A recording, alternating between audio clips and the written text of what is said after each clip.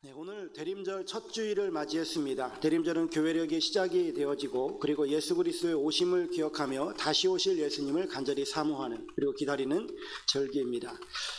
우리는 이 예수님께서 세상에 빛으로 오셨다라고 하는 것을 너무나 잘 알고 있죠. 네, 예수님께서는 이 어둠 가운데 빛으로 찾아오셨고요. 그리고 예수님께서는 또한 만왕의 왕으로 이 땅을 심판하러 오실 것입니다.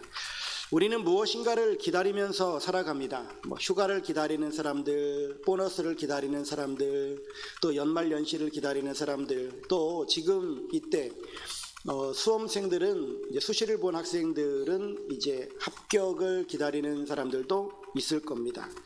이 기다림에는 설렘이 있고 기대가 있죠.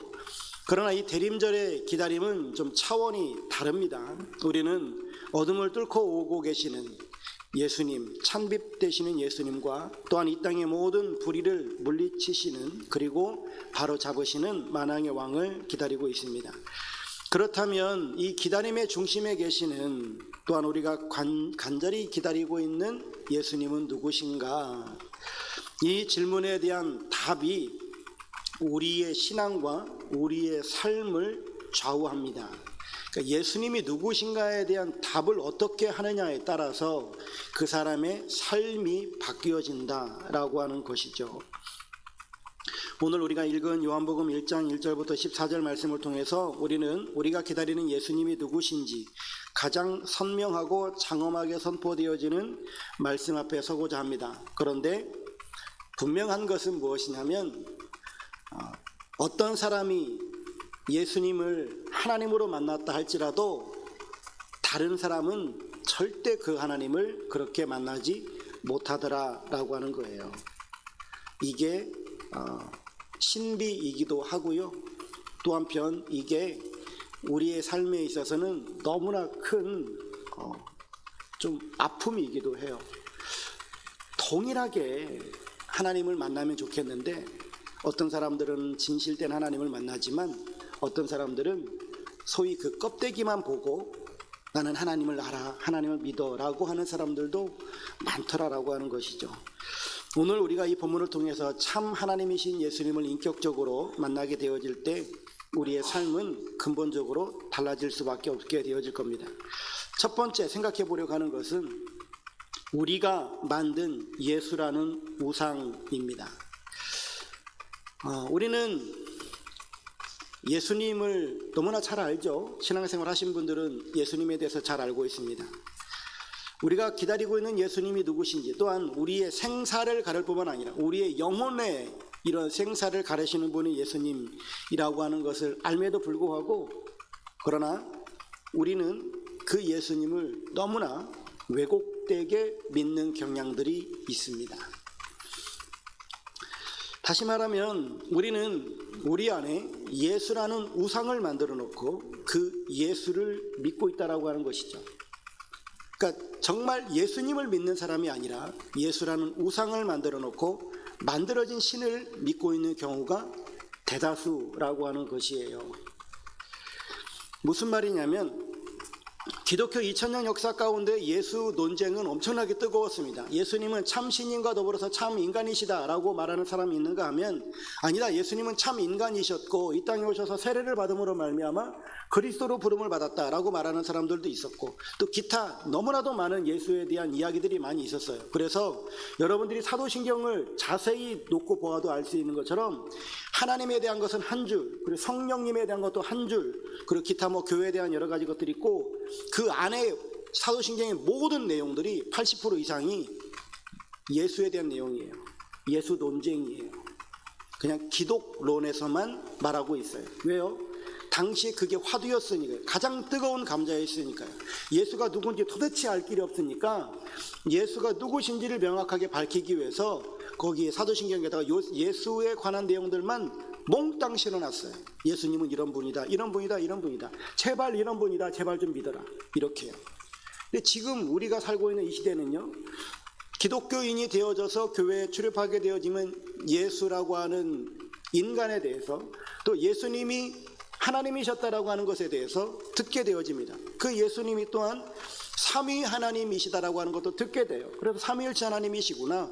아, 예수님이 신이시구나. 예수님이 또한 인간으로 오셨구나. 아, 예수님이 많은 기적을 행하셨구나. 아, 나를 위해 십자가를 지셨고 부활하셨고 뭐 다시금 온다고 하시더라 라고 하는 내용들을 너무나 많이 듣게 되어지는데 이걸 그냥 들어요.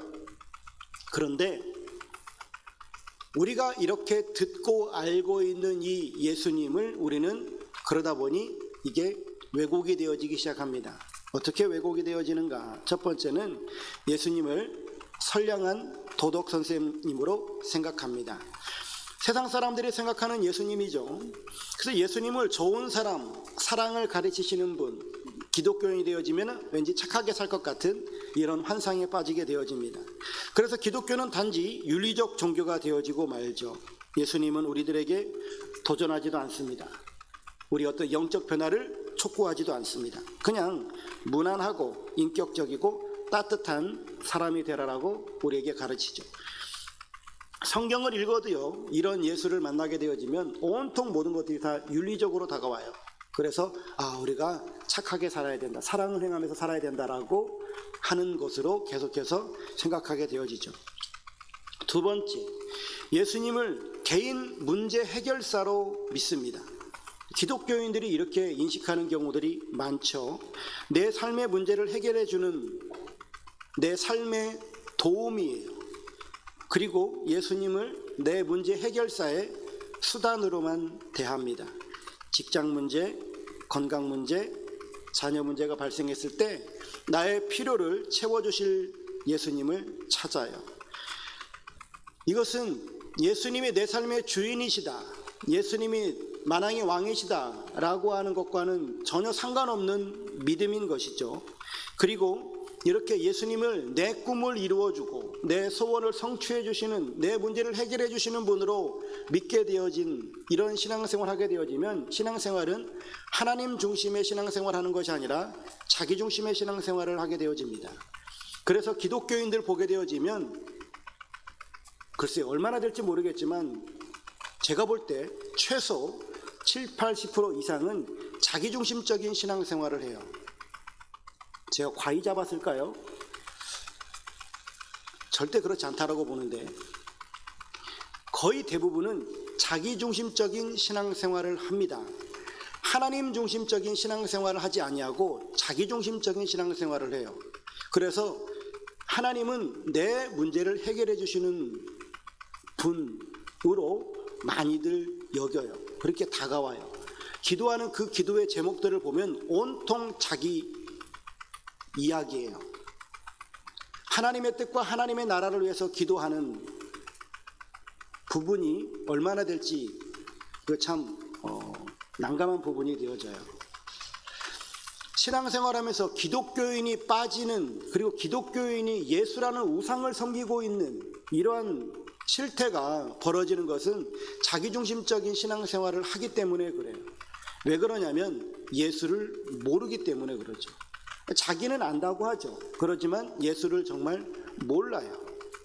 세 번째, 예수님을 마음의 평안을 주는 분으로 생각하는 경우들도 있습니다.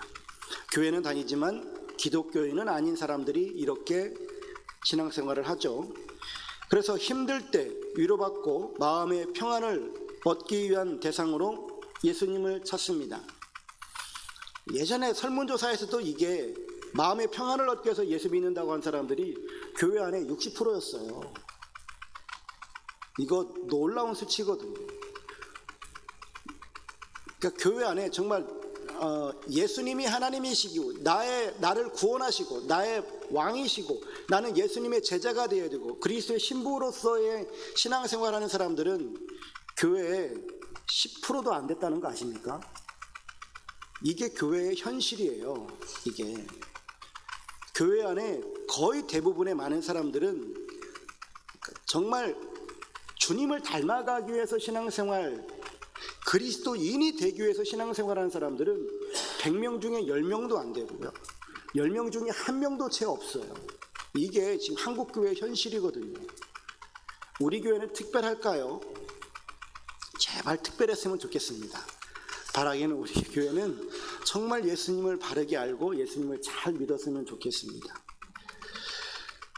여러분, 예수님은 누구이신가? 오늘 요한복음 1장에 보면 예수님은 하나님이시다라고 하는 것을 분명하게 선포하고 있습니다. 1절 말씀 보면 태초에 말씀이 계시니라. 이 말씀이 하나님과 함께 계셨으니 이 말씀은 곧 하나님이시니라. 요한은 태초에 라는 말로 복음서를 시작합니다. 창세기 1장 1절에 태초에 하나님이 천지를 창조하시니라 라고 하는 것을 떠올릴 수 있지만 근본적인 차이가 있습니다. 창세기의 태초는 이 창조라고 하는 이 영화가 시작이 되어질 때 첫 장면이라고 한다면, 즉 창조가 시작이 되어지는 그 첫 장면이 태초예요. 그런데 요한복음의 태초는 이 창조라고 하는 영화가 시작하기도 전에 이 사람의 감독은 누구고, 시나리오는 누가 썼고, 줄거리는 어떤 것이고, 주인공은 누구를 섭외하고, 조연은 누구를 삼고 하는 영화가 시작되기 이미 훨씬 전부터 있는 모든 것들을 디렉팅하는 이런 것, 이 태초예요. 그래서 창세기의 태초는 우주의 시작을 말하는 것이고, 요한복음의 태초는 영원 전의 태초를 말하는 거예요. 영원의 태초. 이런 질적인 차이가 있게 되어지고요. 그래서 예수님은 이 요한복음 1장에 나와 있는 이 태초에 나와 있는 이 예수님은 등장인물이 아니고요, 바로 이 이야기의 근본이시다, 이 말씀의 근본이시다라고 하는 겁니다.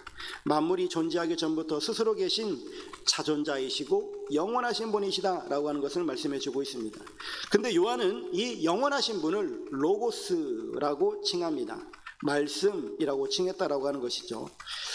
요한은 당시 헬라 철학에 익숙했던 독자들에게 가장 친숙한 단어인 로고스를 사용합니다. 헬라 철학에서 로고스는 항상 비인격적이고 개념, 원리 또는 중간적 존재였거든요.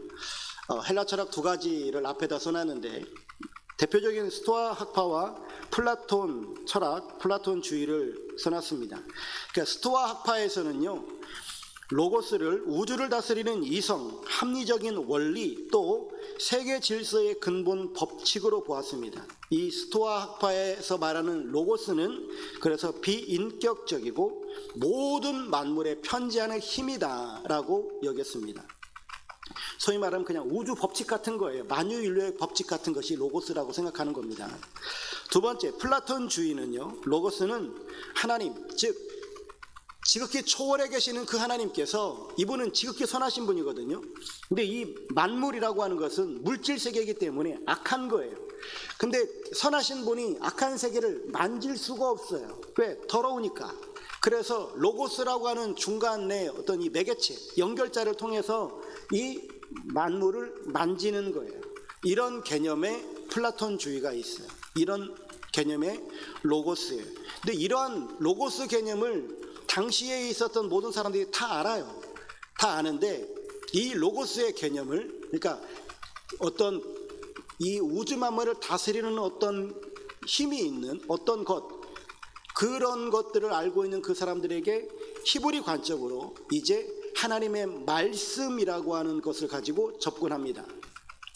저기 히브리어로 다바르라고 써놨는데, 하나님의 말씀, 즉 창조의 능력과 또 하나님의 어떤 행동, 하나님의 그 창조의 힘, 하나님의 권능, 이 모든 것들이 하나님의 말씀이다라고 하는 것을 설명하는 겁니다. 다시 말해서 창세기 1장 3절에 하나님이 이르시되 빛이 있으라 말했더니 빛이 있었다.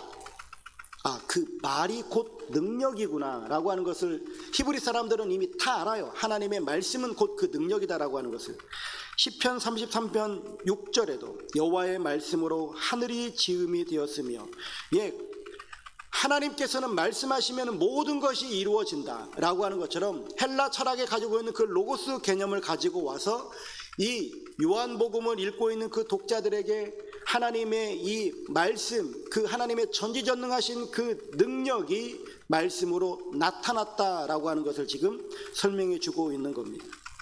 이렇게 말씀으로 천지를 창조하신 분이 인격을 가지신 창조주 하나님이시고 그분이 바로 예수 그리스도이시다라고 하는 것을 선포하는 거예요. 그리고 3절에 그분의 신성을 확증합니다. 만물이 그로 말미암아 지은 바 되었으니 지은 것이 하나도 그가 없이는 된 것이 없느니라. 이 말씀은 예수님께서 창조주이셨다라고 하는 것을 말씀하는 거예요. 근데 여러분, 여기서 중요한 사실이 드러납니다. 우리는 이런 말씀 들어도 별로 느끼는 게 없거든요. 왜냐하면 우리는 한국 사람이기 때문에 그래요. 그리고 우리는 기독교를 믿고 있기 때문에 그래요. 근데 요한은요, 유대교인이잖아요. 유대교를 믿고 있는 사람이잖아요. 그분이 예수님을 만났고 예수님을 만난 이후에 그분이 하나님이시라고 하는 사실을 알았어요. 그래서 태초에 말씀이 있었다라고 시작을 하는 겁니다. 그 말씀이 곧 하나님이셨다라고 하는 것을 말하기 시작하는 거예요. 여기서 놀라운 사실은 뭐냐면, 우리는 감히 상상할 수 없는 것을 요한은 느끼게 되어지고, 그리고 그로 말미암아서 아주 말로 표현할 수 없는 어떤 모골이 송연한, 그리고 자기 감정을 주체할 수 없는 미쳐버릴 것 같은 어떤 그런 감정이 그에게 왔을 거예요. 그래서 요한복음 1장 1절을 그렇게 시작했을 겁니다.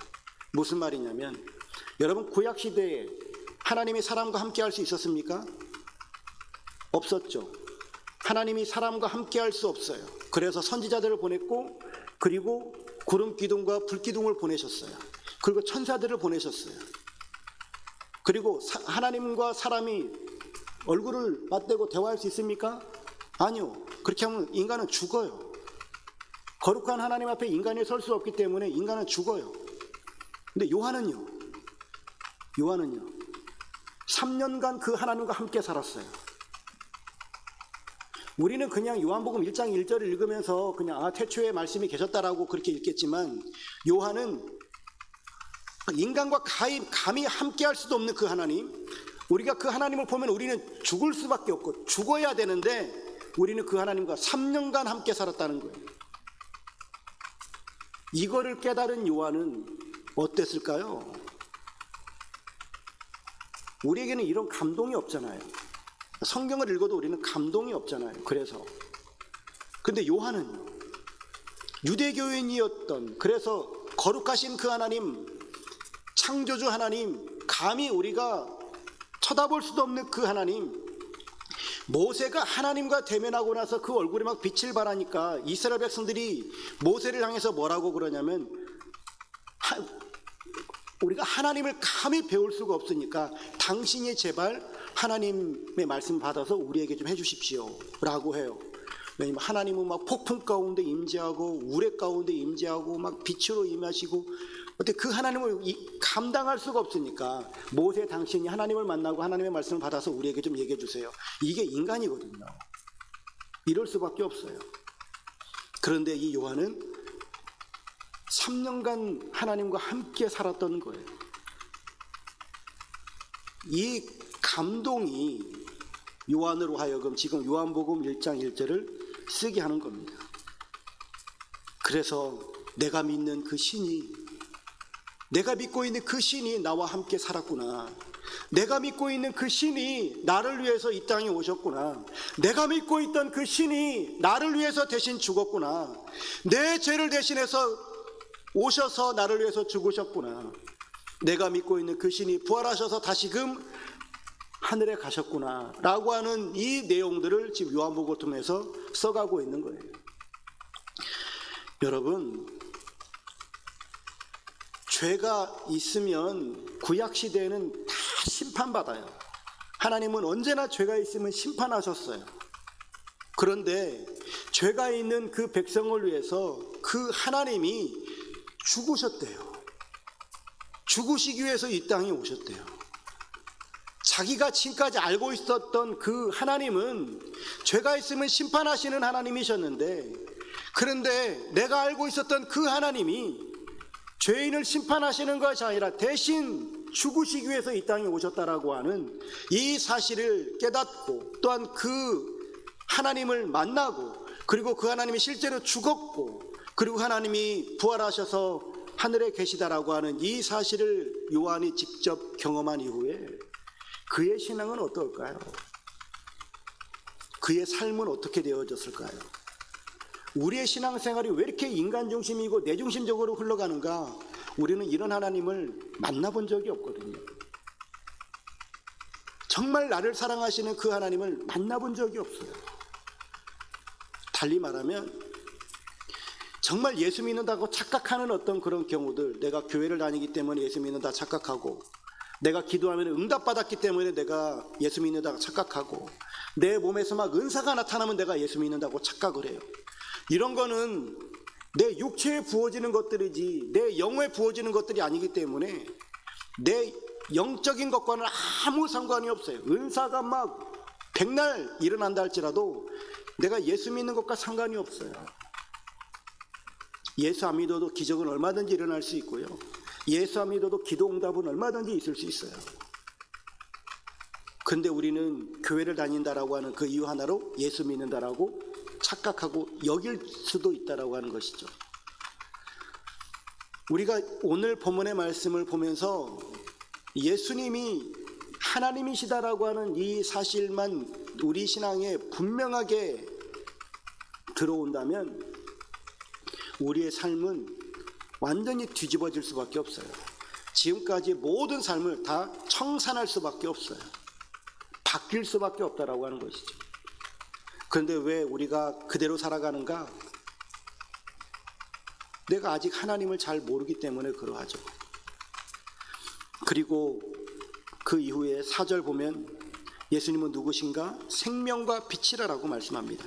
그 안에 생명이 있었으니 이 생명은 사람들의 빛이라. 빛이 어둠에 빛이 되어 어둠이 깨닫지 못하더라. 여기서 말하는 생명은 영생을 말하는 겁니다. 그리고 예수님은 생명을 가지신 분이 아니래요. 예수님은 생명을 가지신 분이 아니라 그 생명 자체라고 말하고 있습니다. 또한 어둠이 깨닫지 못하더라 라고 말하고 있습니다. 세상은 그 예수님을 알지도 못해요. 깨닫지 못합니다. 또 하나 이 깨닫지 못하더라 라고 하는 것은 한 가지 의미가 더 있는데 이기지 못하더라예요. 그래서 믿는 성도들은 예수님을 안다고 할지라도 잘 깨닫지 못하는 이런 함정에 빠져 있고, 예수님을 알지 못하는 사람들은 예수님을 이길 수 없는 이러한 말씀이 오늘 본문 5절에 있는 말씀이에요. 그리고 빛으로 오신 그 예수님, 그 하나님을 어떻게 대해야 될 것인가? 오늘 본문에 보면은 영접해야 된다라고 말씀해 주고 있습니다. 그런데 10절, 11절 말씀에 보면은 세상에 비극적인 반응이 있죠. 그가 세상에 계셨으며 세상은 그로 말미암아 지은 바 되었으되 세상이 그를 알지 못하였고 자기 땅에 오매 자기 백성이 영접하지 아니하였으나. 온 우주가 그분의 작품인데 세상은 그 창조주를 알아보지 못합니다. 심지어 메시아를 기다린다라고 하는 그 선택받은 백성들마저도 자기들의 왕을 거부합니다. 이것이 바로 죄를 지은 인간의 실상이라고 하는 것이죠. 얼마나 영적으로 무감각하고 또한 얼마나 교만한가라고 하는 것을 말씀해 주고 있는 거예요. 그런데 영접한 사람들, 12절 13절 말씀에 보면 영접하는 자 곧 그 이름을 믿는 자들에게는 하나님의 자녀가 되는 권세를 주셨으니 이는 혈통으로나 육정으로나 사람의 뜻으로 나지 아니하고 오직 하나님께로부터 난 자들이니라. 여기서 영접한다라고 하는 것은 지적으로 동의한다, 그리고 감정적으로 결단한다, 이런 것이 아니에요. 이 당시대에 영접한다라고 하는 것은 내 생명을 의탁한다예요. 맡긴다라고 하는 뜻입니다. 즉 예수님은 내 삶의 주인이십니다. 내 인생의 주인이십니다. 나의 창조자이십니다 라고 하는 것을 고백하는 것이죠. 그래서 말씀을 영접하는 것, 즉 예수님을 영접하는 것의 의미는 뭐냐면 첫 번째, 예수님의 신성을 인정하는 겁니다. 주님이 내 삶의 조력자가 아니라 나의 창조자이십니다 라고 고백하는 거예요. 그래서 내 삶의 주인으로 받아들이고 하나님으로 받아들이는 겁니다. 그분이 정말 내 삶의 하나님이시라고 한다면 내 시간은 하나님 거예요. 내 관계도 하나님 거예요. 내 생명도 하나님 겁니다. 내 모든 물질도 하나님 겁니다. 나라고 하는 존재의 모든 것들이 다 하나님 겁니다. 왜냐하면 나의 창조자이시기 때문에 하나님 겁니다라고 고백하며 살아가는 것이죠. 두 번째, 그래서 예수님의 말씀에 복종할 수밖에 없는 거예요. 말씀에 복종한다라고 하는 것은 내가 이해가 되든 안 되든 상관이 없는 거예요. 내 감정이 좋냐 나쁘냐 상관이 없는 거예요. 내 삶이 안정적이냐 흔들리느냐 상관이 없는 거예요. 하나님이 내 창조주가 나의 주님께서 나에게 말씀하시면 우리는 그 말씀에 순종하는 겁니다. 왜냐하면 그분이 무식해서 나에게 그냥 내 형편도 살피지 않고 막 하는 것이 아니라 나를 가장 좋은 길로 인도해 주시는 분이시라고 하는 사실을 우리는 믿기 때문이에요. 내 삶이 지금 힘들어요, 하나님. 그러나 하나님의 말씀에 순종해 볼게요. 그러할 때 하나님께서는 우리를 정말 합력하여 선한 길로 이끌어 가시는 그 하나님을 우리는 만날 수 있게 되어집니다. 우리는 정말 기분 따라 살잖아요. 우리는 감정에 정말 민감하거든요. 아침에 기분만 나빠도 교회 오기 싫잖아요. 그죠? 안 그렇습니까? 다 그런 거예요. 기분만 나빠도 교회 오기 싫은 게 우리 마음이에요. 우리 실상이거든요. 그런데 정말 만왕의 왕이신 하나님, 나의 창조주시고 나의 생사화복을 주관하시는 그 하나님이라고 말은 그렇게 뻔지를 하는데 기분 좀 나쁘다고 그냥 교회 오기도 싫어, 그냥 누구하고 얘기하고 싶지도 않아.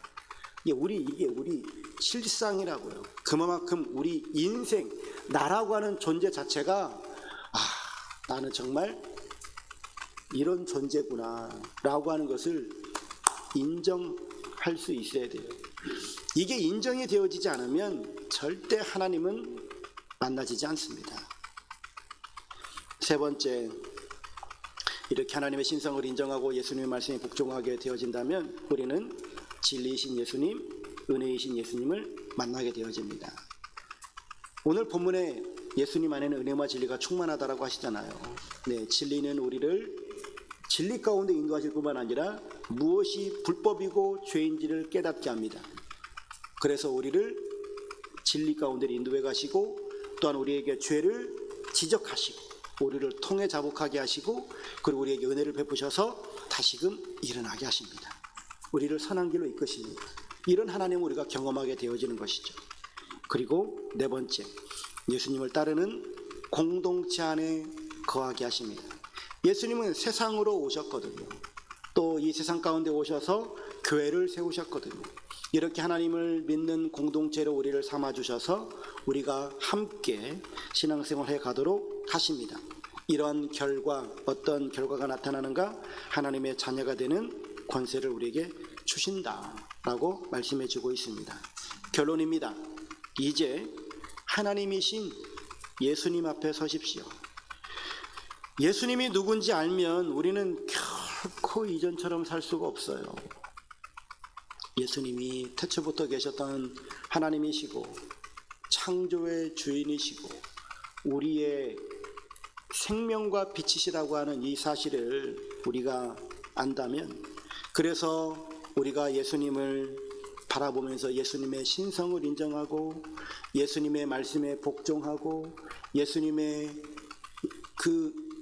말씀에 복종함으로 은혜와 진리 가운데 거하게 되어지고 그리고 그 주님과 동행하는 삶을 우리가 신실하게 살아내어 진다면, 우리가 그렇게 살아간다면, 그래서 우리가 예수님을 하나님으로, 예수님을 나의 주님으로, 예수님을 나의 구원자로 믿고 우리가 살아갈 수 있겠죠. 여러분, 정말 우리가 예수님을 하나님으로 믿는 이런 신앙생활을 하게 되어질 때에 우리는 우리의 삶의 의미와 목적을 바르게 찾고 살아낼 수 있게 되어집니다. 바라기는 수많은 사람들이 있고 수많은 그리스도인들이 있습니다.